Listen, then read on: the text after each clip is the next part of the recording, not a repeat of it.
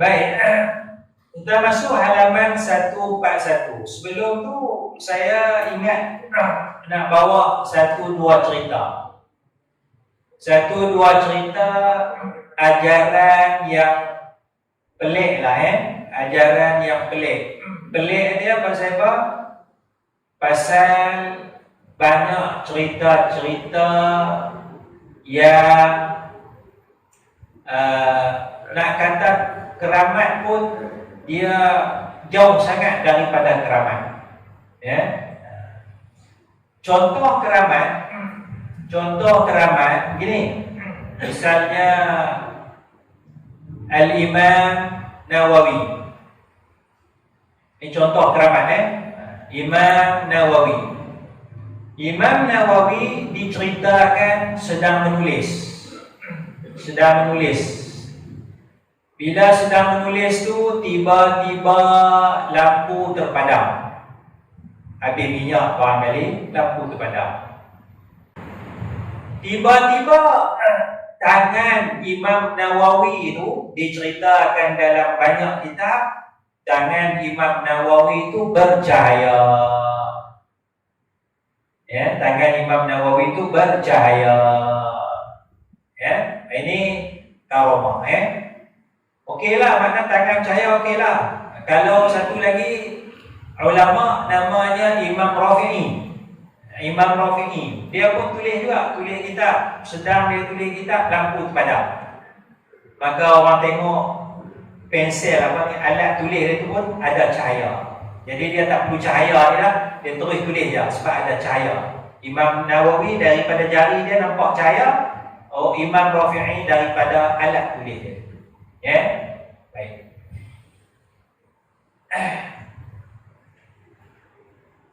Satu lagi cerita karamah. Saya nak tanya boleh terima ke tak boleh terima karamah ni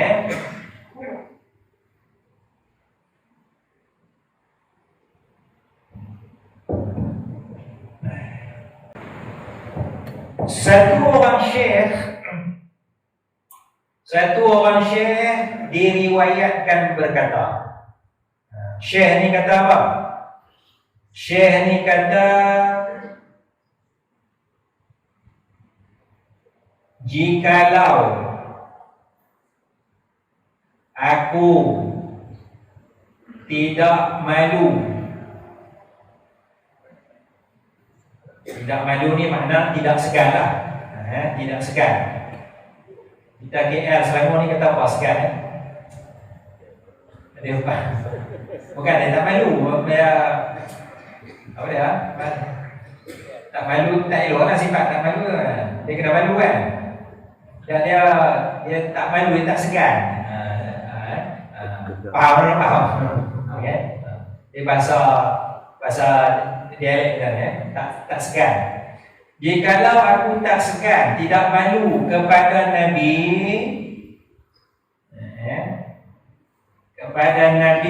Muhammad sallallahu alaihi wasallam, Syekh ni kata, nescaya aku padam api neraka.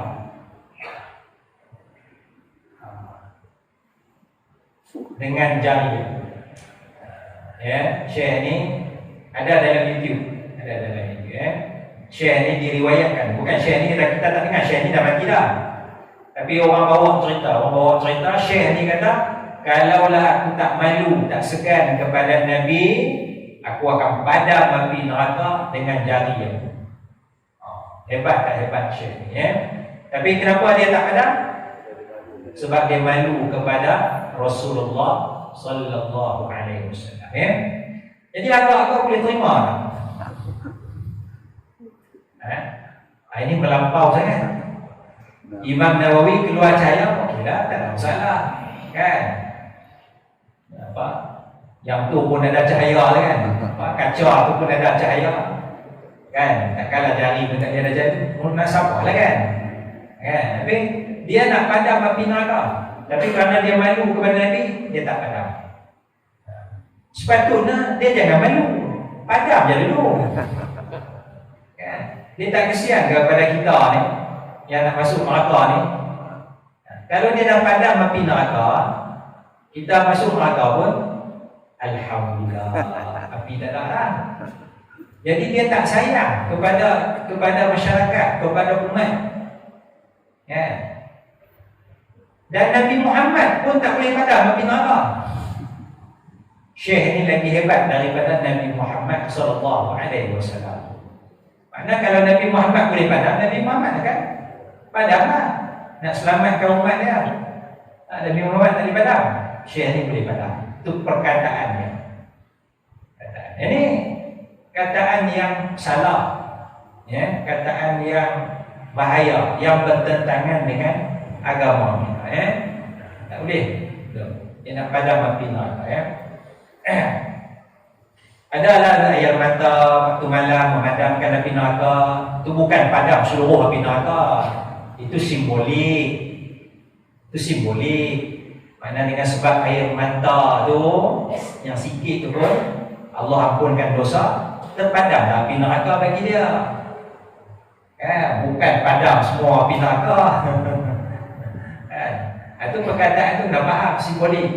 Ya. Tapi mungkin orang akan hujah dengan tu lah tu, air mata boleh padam api neraka, simbolik. Yang ni dia bukan simbolik, dia nak padam terus kalau dia tak segan kepada Rasulullah sallallahu alaihi wasallam, ya.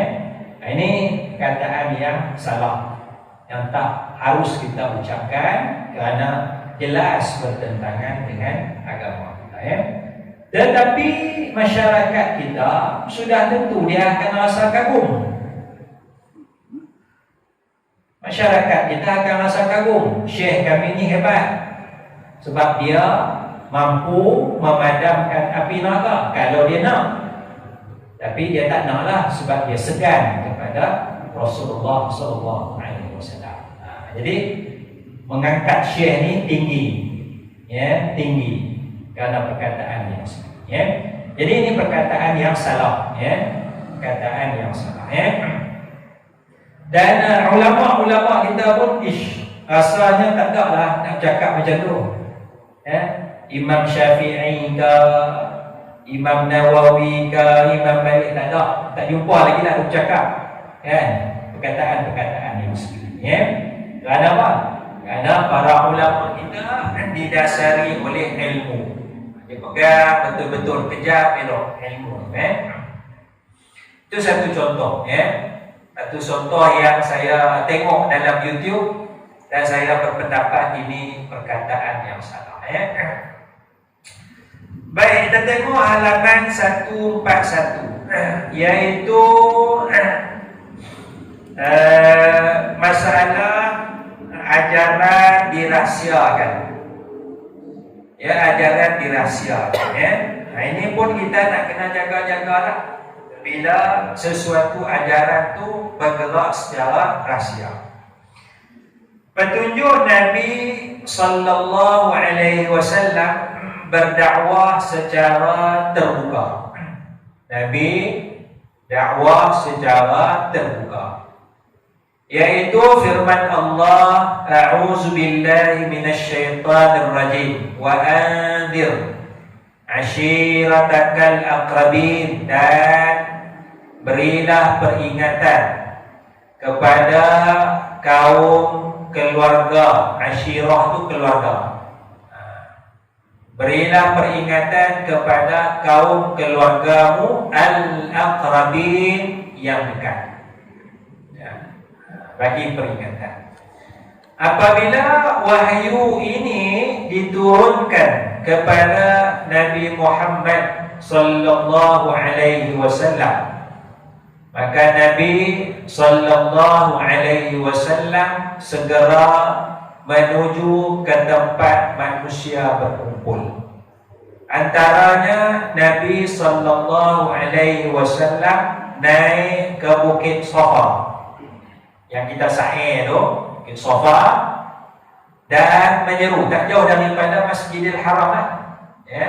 Naik Bukit Safa dan menyeru orang ramai dengan suara yang kuat. Hal ini sebagaimana catatan dalam kitab Sahih Muslim hadis nombor 207-208. Maksudnya Nabi walaupun dakwah orang tak terima lagi, orang tolak dan sebagainya, tetapi Nabi Muhammad sallallahu alaihi wasallam menjalankan dakwah secara terbuka. Ya, tak ada sembunyi-sembunyi. Kalau ajaran sesat, sembunyilah. Jangan cerita pada orang. Ya, pelan-pelan, sikit-sikit, ya. Dia cari orang yang jahil dulu, ya. Orang yang biasanya orang kaya lah, kaya nak cepat syurga, boleh bayar mahal sikit, ya, jamin syurga. Jadi dah orang kaya tu 40 tahun tak sembahyang, jumpa orang boleh jamin syurga, kan? Alhamdulillah lah. Duit ada 40 juta, 50 juta, nak buat apa kalau masuk neraka? Jumpa ustaz ni kata insya-Allah tak boleh kira lah bagi boleh masuk syurga insya-Allah.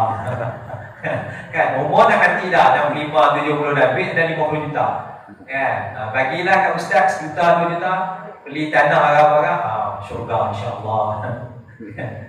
Jadi seolah-olah syurga tu milik, ya.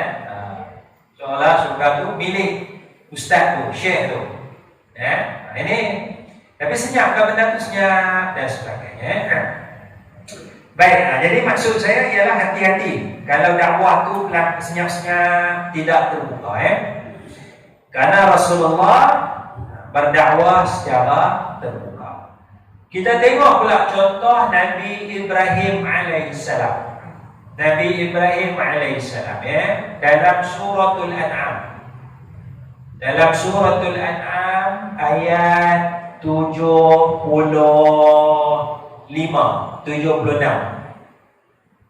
Ayat 75 surah Al-An'am. Wa idh qala Ibrahimu li abihi azara atattakhidhu asnaman aliha inni araka wa qaumaka fi dhalalin mubin. Ingat ketika Nabi Ibrahim berkata kepada bapaknya Azar. Ulama bedalah bapak kandung ke bapak saudara lah, tak apa lah tu, yang penting Nabi Ibrahim bila dia dapat wahyu, dia terus sampaikan kepada keluarga dia, iaitu bapak dia dulu, abi bapak dia. Dakwah dia, atattakhidhu asnaman alihah, adakah engkau menjadikan berhala-berhala ni sebagai Tuhan? Ya. Lepas tu Nabi Ibrahim kata, inni araka wa qaumaka fi dhalalin mubin. Sesungguhnya aku melihat kamu, wahai bapakku, dan kaum kamu di dalam sesat yang nyata. Dia terang-terang. Dia bercakap dengan ayah dia. Ayah dia salah. Kan? Keadaannya agama. Baik itu dengan ayah dia. Kemudian ayat 76, wa kadzalika nuri Ibrahim malakutas samawati wal ard wa liyakuna minal muqinin. Allah Taala tunjukkan kepada Nabi Ibrahim kerajaan langit dan bumi, kekuasaan Allah Subhanahu wa taala. Jadi bila Allah Taala tunjuk, Nabi Ibrahim pun ajak kaum dia. Falamma janna alaihi al-lail ra'a kawkaban qala hadha rabbi. Apabila malam, bila malam Nabi Ibrahim tengok bintang, Nabi Ibrahim berkata, inilah Tuhan. Nabi Ibrahim kata itu bukan maksud dia mengaku bintang itu Tuhan, bukan. Dia dengan kaum dia. Dia kaum-kaum yang ramai-ramai, oh bintang, itulah Tuhan dah. Nabi Ibrahim kata, ini Tuhanmu. Dia tanya, inikah Tuhan? Ini Tuhan. Dia tanya kaum dia. Bukan dia seorang-seorang. Bukan dia seorang-seorang. Kalau dia seorang-seorang, seolah-olah Nabi Ibrahim tu tak kenal Allah lagi. Masih syirik. Seolah-olah. Sedangkan para Nabi, para Rasul tidak pernah melakukan syirik. Itu kaedah dalam agama. para nabi, para rasul tidak pernah melakukan syirik. Jadi Nabi Ibrahim kata, ni bulan, ni bintang Tuhan, Tuhan aku, ni bulan Tuhan aku, ni matahari. Tak, dia sedang berdakwah kepada kaum dia. Kaum dia ada bersama-sama. Ya, tu sebab ramai orang kata Nabi Ibrahim pun syirik juga. Nabi Ibrahim pun syirik juga. Salah, kata itu salah. Ya, karena para nabi, para rasul tidak pernah melakukan syirik. Jadi Nabi Ibrahim menyampaikan kepada kaum dia, ajak kaum dia terang-terang, ya, tidak sembunyi. Itu contoh. Nabi Nuh pun sama. Berapa tahun Nabi Nuh dakwah? 1000 tahun kecuali 50, 950 tahun. Terang-terang. Tak adalah Nabi Nuh nak sembunyi. Itu maknanya sunnah para rasul tu mereka melaksanakan dakwah secara terang. Baik, berbeza dengan dakwah secara fardi ataupun individu. Yang ini bukan senyap ni. Ini strategi dakwah. Ya, secara fardi. Fardi itu makna individu. Ia adalah baik dan wajar diteruskan. Dakwah secara fardi adalah dengan berbuat, memberi nasihat, berbincang, berdialog antara individu dengan individu yang lain. Kita jumpa seorang sembang, isi kita sama je, nak ajak jadi baik, nak ajak beriman. Yang tu dakwah fardi, bukan dakwah senyap-senyap. Dakwah fardi. Yang sesat ni dia dakwah senyap-senyap. Dia tak mau bagi orang tahu rahsia dia. Kalau dakwah fardi, ada masa kita dakwah ramai-ramai, ada masa kita dakwah seorang-seorang. Itu tak apa. Itu tak sesat. Itu tak sesat. Kita dakwah ramai-ramai ni, kemudian pergi jumpa seorang. Itu nama dia dakwah. Baik. Oleh itu antara tanda untuk memudahkan kita mengenali ajaran menyeleweng ialah ajaran yang dijalankan secara tersembunyi. Ya. Mana haji itu tak nampak lama-lama. Dia dengan di tempat khusus. Ada satu rumah banglo sekian-sekian. Tu imam tanya boleh nak ikut? Oh tak boleh. Tak boleh ikut. Tu kena jaga-jaga tu. Kena jaga-jaga. Kita panggil lah syekh tu kajar masjid kita sekali. Oh tak boleh. Tu rahsia. Ilmu dia tinggi sangat, dia tak boleh cakap sini. Lepas tu haji tu tak boleh pula seorang. Tu jaga-jaga. Jaga-jaga. Ya. Itu tanda mudah lah. Kita nak hukum, kita tak wani lagi. Tanda mudah. Kalau ada macam tu, kita filter siap-siap. Ini bahaya ni. Ini bahaya. Ya. Itu tujuan dia nak bagi selamat. Kita tak tahu lagi, tak dekat dia cakap apa. Boleh jadi dia cakap betul. Tanda. Tanda mudah. Kita nak kenal. Hati-hati. Baik, berbeza dengan ajaran yang disebarkan di masjid dan surau. Dalam masjid ada pelbagai tahap ilmu insan. Ada imam masjid yang hafiz Quran. Barangkali ada ahli ilmu dalam bidang agama yang turut berada dalam majlis ilmu tersebut.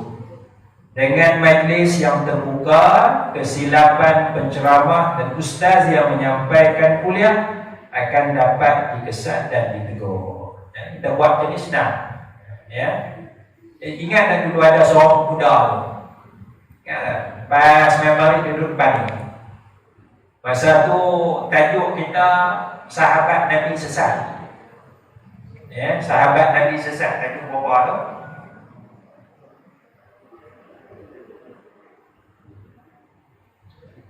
Surat 57.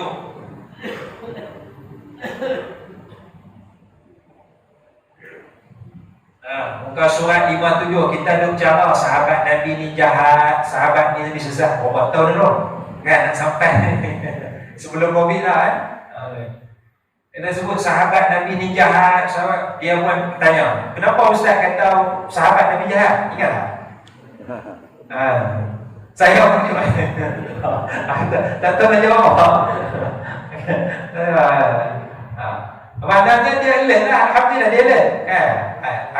Dia faham sahabat Nabi ni betul, sahabat Nabi tak jahat. Tiba-tiba saya ceramah sahabat Nabi jahat, sahabat Nabi zalim. Jadi dakwah saya terbuka, dia boleh kesan. Dia boleh kesan. Jadi dia tak tahan tu, dia tanya soalan, kenapa saya kata sahabat Nabi jahat? Kan? Alhamdulillah dia betul lah. Dia betul, kefahaman dia betul. Kefahaman budak-budak betul. Cuma dia tak tahu punca, dia tak tahu tajuk kita. Dia tak tahu tajuk kita. Jadi bila dia tu saya angkat, kita tengah cara ciri ajaran sesat. Saya membimbang. Ya, oh okey. Ada maknanya kepahaman, alhamdulillah kepahaman orang muda tu. Jadi mudah lah. Maknanya ada orang boleh tegur. Kalau silap, ustaz silap, ada orang boleh tegur. Orang boleh tanya. Jadi itu menyelamatkan kita daripada kesesatan.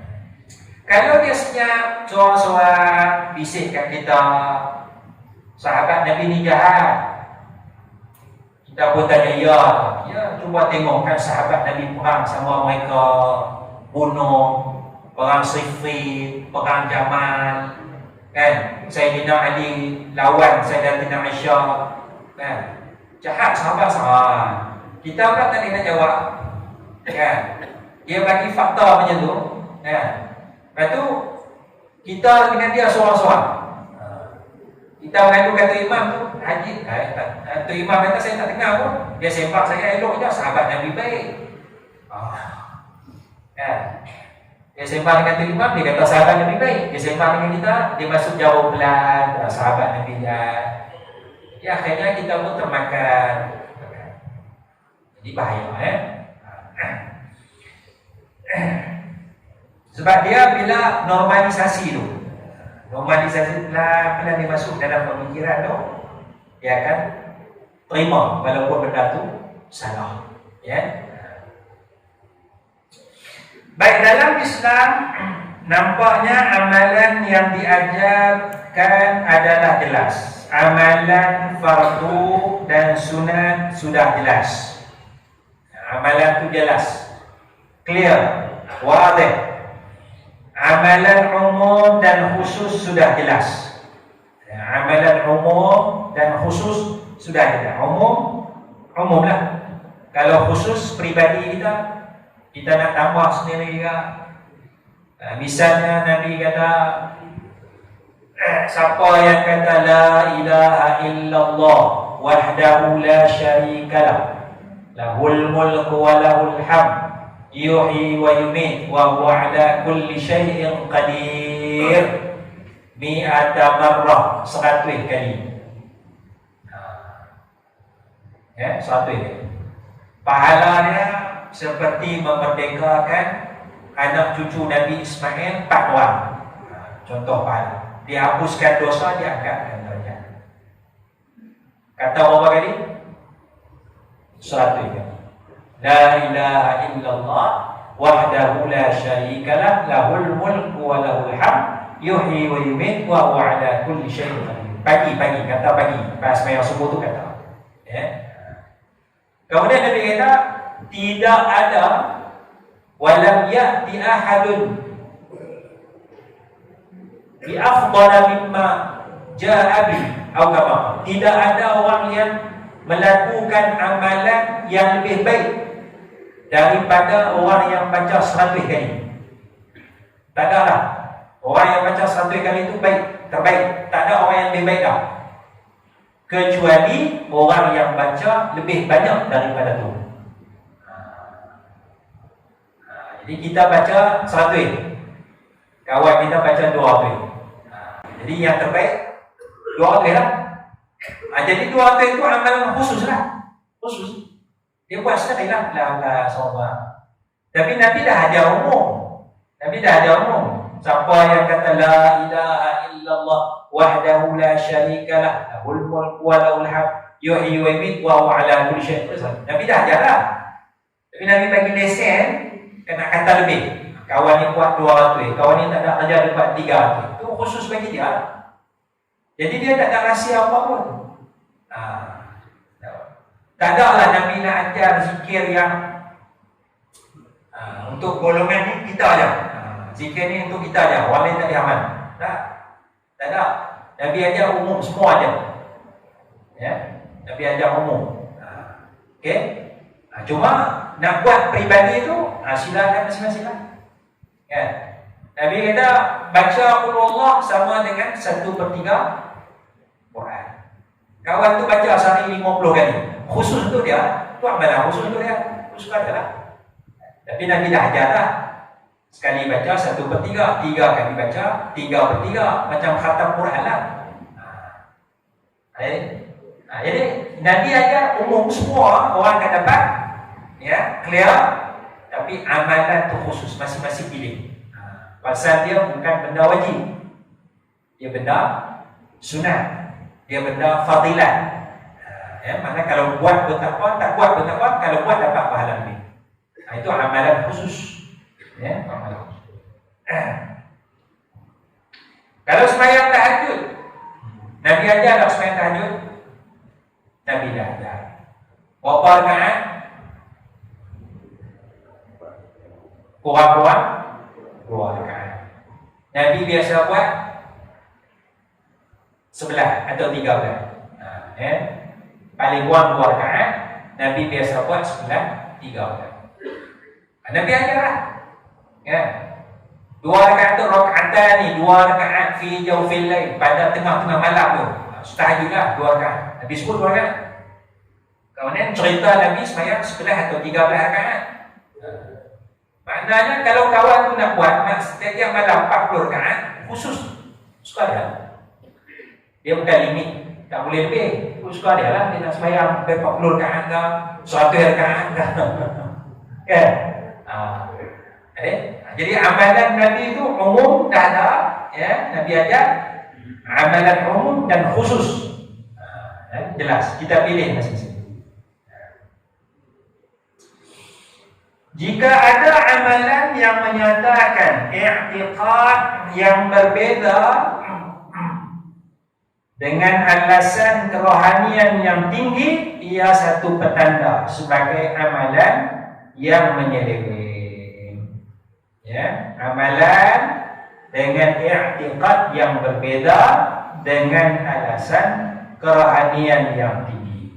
Maknanya amalan dia tu tidak diajar oleh Nabi sallallahu alaihi wasallam, tapi dia buat, ataupun dia tinggalkan satu amalan dengan dalil maqam kerohanian dia sudah tinggi. Kenapa tak sembahyang fardu? Sembahyang fardu untuk orang yang permulaan, untuk orang yang sudah sampai kepada Allah, tidak perlu lagi bersusah payah melaksanakan solat fardu. Itu hujah. Jadi yang ada dalam masjid ni masih lagi peringkat permulaan. Jadi kalau nak sampai, kena mengaji lagi khusus dengan saya orang bukan lain tak. Ada i'tiqad dia tu, i'tiqad dia, kerohanian dia tinggi sehingga mengabaikan ajaran Nabi. Ini benda ni dia tak terbuka dia ni senyap-senyap. Ya, bisik-bisik, panggil tempat sembunyi, ya. Itu kita jaga-jaga. Itu juga tanda, ya. Dan letak filter orang penapis, itu bahaya, ya. Bahaya, Muka surat 142 dalam solat, contohnya ada solat fardu dan ada solat sunat. Solat fardu sudah jelas ajarannya, solat sunat juga sudah jelas ajarannya. Cuma kerahsiaan perlu dalam melaksanakan ibadat solat sunat yang tidak perlu dihebahkan. Solat tahajud lah, ya, tak perlu kita nak hebah lah. Solat qabliyah, ba'diyah tu takkan nak sembunyi pun orang nampak. Kan? Jadi Nabi dah ajar solat tahajud. Lepas tu kita sembunyikanlah amalan tahajud kita tu. Adakah kita cerita datang sembahyang subuh, ni nampak letih ke? Oh, malam 50 rakaat. Nah, tu yang mentor tu, dua start sembahyang lah, nak habis 50. Oh. Itu rahsia, janganlah cerita. Yang tu tak ada masalah. Sebab sembahyang tu clear dan biasa. Sembahyang malam 2 rakaat. Banyak mana kamu nak buat, sebab kamu lah. Ya, 2 rakaat. Jadi kita simpanlah rahsia tu. Rahsia tu tak ada masalah. Ya. Yang rahsia tu kalau kita dedahkan jadi salah pula. Rahsia tu kalau kita dedahkan jadi salah pula. Ya. Jadi mizan kita tu, timbangan kita tu, kita letak dia macam mana. Maka kerahsiaan perlu dalam melaksanakan ibadat solat sunat yang tidak perlu dihebahkan. Maka amalan rahsia dalam erti amalan tersebut sabit jelas dalam nas syarak, cuma amalannya dirahsiakan. Ya, yang ini betul. Ya. Amalan tu jelas ada dalam hadis, cuma amalan kita tu dirahsiakan, maka ia adalah harus. Contohnya solat tahajud adalah jelas dengan nas syarak. Namun amalan solat tahajud menjadi amalan rahsia antara hamba dengan Tuhannya Allah Subhanahu wa taala. Tak perlu ceritalah. Ya. Yang sesat bila amalan tu tak jelas dalam agama. Yang sesat amalan tu tak jelas dalam agama. Amalan tu tidak ada dalil dalam agama. Ya. Yang tu yang akan jadi sesat, ya.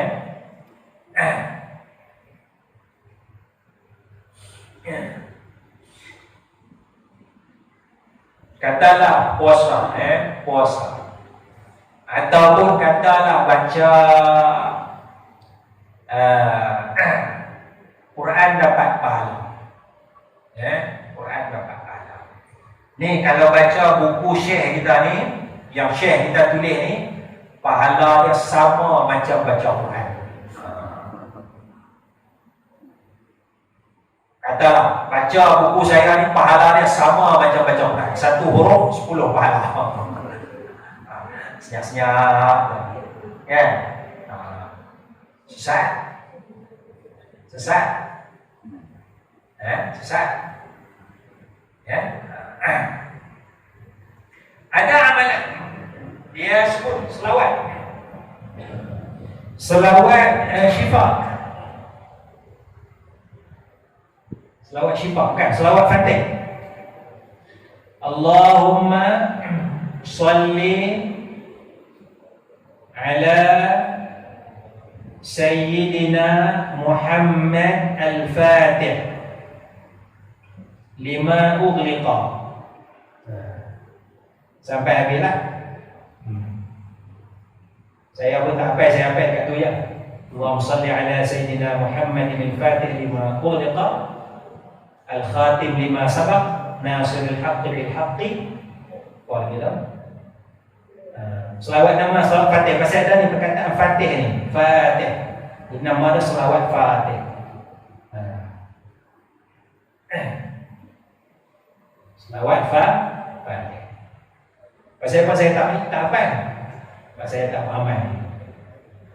Saya aman tu je lah. Allahumma salli ala Muhammad wa ala ali Muhammad tu lah. Cuma saya mengadu juga pada Allah, ya Allah. Orang kata selawat ni hebat, selawat ni aku ambil ni Nabi ajar tak hebat, ya Allah. Kau tak kaki apa-apa hebat pun, ya Allah. Saya mengadu pada Allah. Kan? Atau tapi tak apa, walaupun tak dapat hebat, tak apalah, Allah kau ambil Nabi ajar lah. Kan? Jadi selawat Fatih ni bukan daripada Nabi. Tapi nak amal boleh lah. Boleh, tak harus. Punya harus, Tapi saya timbangnya ambil Nabi je lah. Allahumma salli ala Muhammad wa ala ali Muhammad, atau clear, cut, crystal clear, memang Nabi ada. Yang ni bukan Nabi ada, Tapi Orang dakwa yang ni lah, banyak lagi lah, banyak lagi. Hebat. Dalam satu buku, dia kata kalau baca ni sama dengan 600,000 selawat biasa.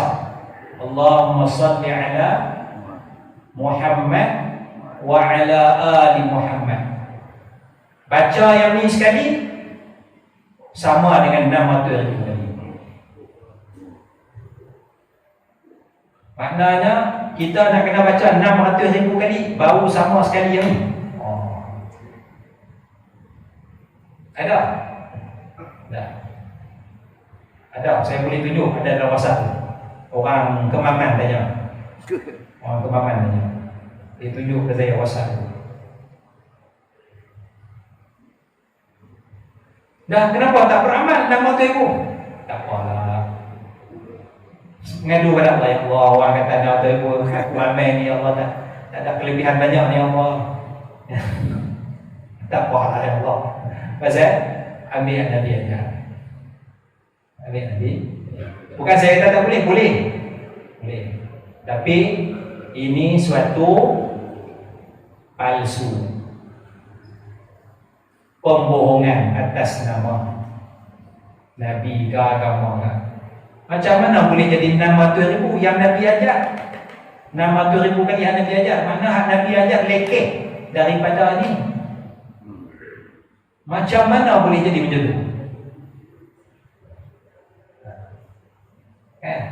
Tak munasabah. Nabi, Rasul, sewaya Nabi ajar tu lekeh ke tuan. Ni ustaz ni ajar lagi power. Ini penyeleweng kan? Nak baca-baca je lah. Tapi jangan lawan Nabi. Jangan kata Nabi ajar tu lekeh. Jangan kata ustaz kami ajar lagi hebat daripada Nabi. Jangan. Kalau kata ustaz kami ajar lebih hebat daripada Nabi ajar, itu tanda sesat.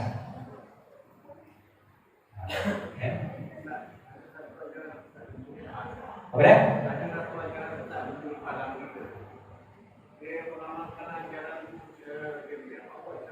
Jangan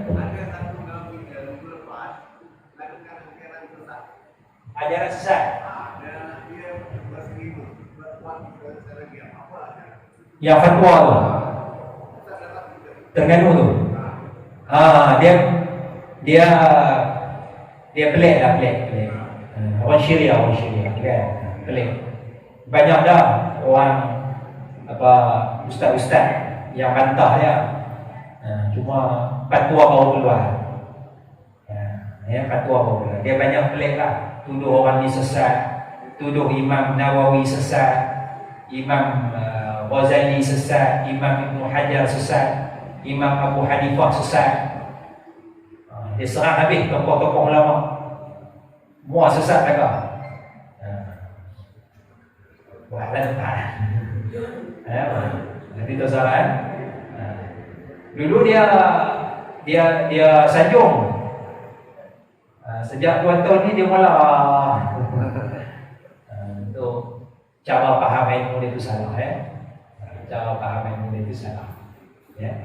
Dah siapa yang betulnya? Imam Abu Hanifah sesat, Imam Nawawi sesat. Majoriti ulama semua sesat. Jadi siapa yang tak sesat? Dia.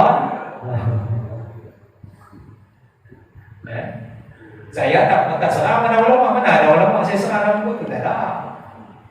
Yang kita serang Ayah Bin, yang kita serang Rasul Melayu, yang kita serang Syiah. Kita tak serang ulama.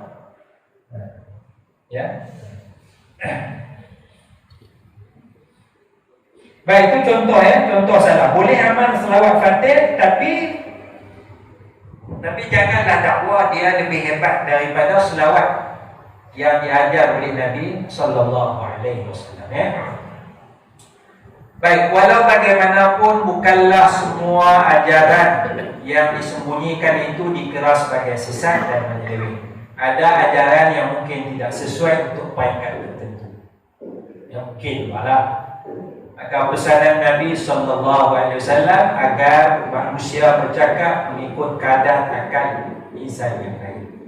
umirtu an ukhatiban nas ala qadri uquli. Ustaz tu datang mengajar mazhab Hanafi, Maliki, Hanbali. Kita apa mazhab Syafi'i pun tak dapat lagi. Ustaz tu sesat. Bukan sesat, tapi dia salah mengajar masyarakat. Nak mengajar 3 mazhab lagi pergi lah universiti. Kau faham lah, universiti jangan faham tempat sini. Kan? Dan dia nak mengajar sini kok, Maliki, Hanbali, Hanafi. Yang sini pun Syafi'i pun tak dapat, pun tak faham lagi. Jadi dia salah tempat, salah channel. Dia tak sesat. Cuma begitulah petanda mudah untuk mengenal pasti ajaran yang menyeleweng. Dia sembunyikan tu, kita bimbang. Bukan semua yang seperti itu sah, kita bimbang. Kita jaga. Baiklah, wallahu a'lam. Kita berhenti dekat tu. Subhanakallahumma bihamdik, asyhadu an la ilaha illa anta, astaghfiruka wa atubu ilaik. Assalamualaikum warahmatullahi wabarakatuh.